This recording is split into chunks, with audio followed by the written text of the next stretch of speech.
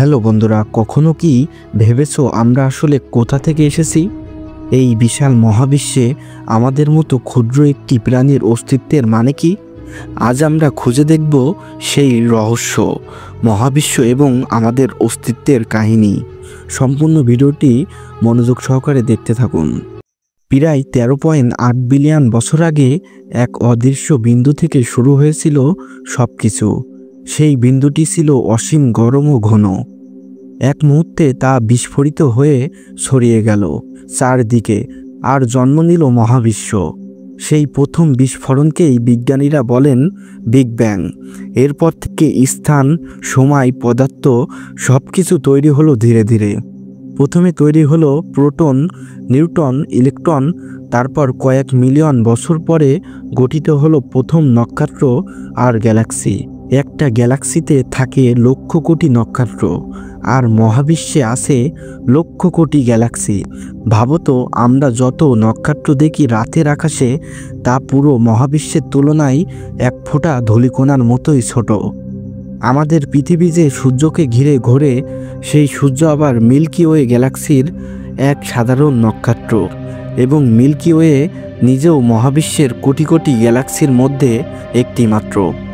তাহলে প্রশ্ন আসে, এত বিশাল মহাবিশ্বে আমরা মানুষরা আসলে কতটুকু গুরুত্বপূর্ণ?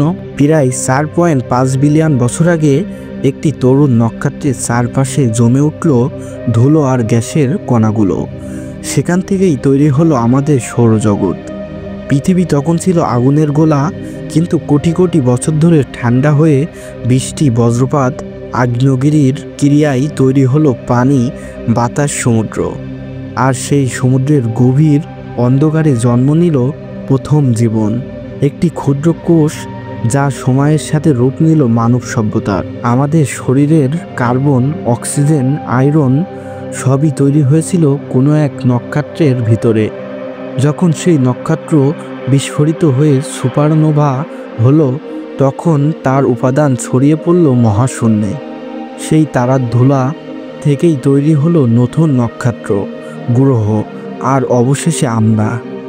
তাই বিজ্ঞানীরা বাংলায় বলেন, আমরা নক্ষত্রের সন্তান। কেন আমরা আছি?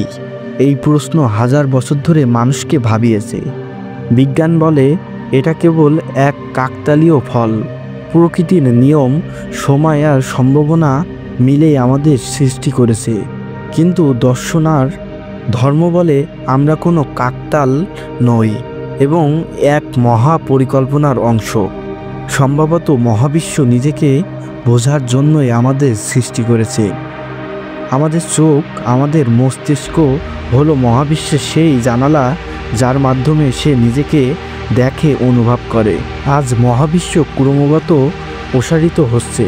বিজ্ঞানীরা বলছেন, একদিন হয়তো সব গ্যালাক্সি এত দূরে সরে যাবে যে আকাশে কোনো তারা দেখা যাবে না। হয়তো এক সময় মহাবিশ্ব ঠান্ডা, অন্ধকার আর নিঃসঙ্গ হয়ে পড়বে। তবু তার আগ পর্যন্ত আমরা আছি, এক সচেতন প্রাণী হিসেবে, যে এই মহা জাগতিক বিষয়কে উপলব্ধি করতে পারে। বন্ধুরা, মহাবিশ্ব যেমন অসীম, তেমনি আমাদের চিন্তারও কোনো সীমা নেই। আমরা ছোট, কিন্তু আমাদের ভাবনা বিশাল। আমাদের অস্তিত্বই প্রমাণ যে ব্রহ্মাণ্ড এখনও গল্প লিখছে, আর আমরা সেই গল্পের সবচেয়ে রহস্যময় অধ্যায়। বন্ধুরা, ভিডিওটি ভালো লাগলে চ্যানেলটি সাবস্ক্রাইব করতে ভুলো না। এমনই ভিডিও নিয়ে সামনে আরও আসছি।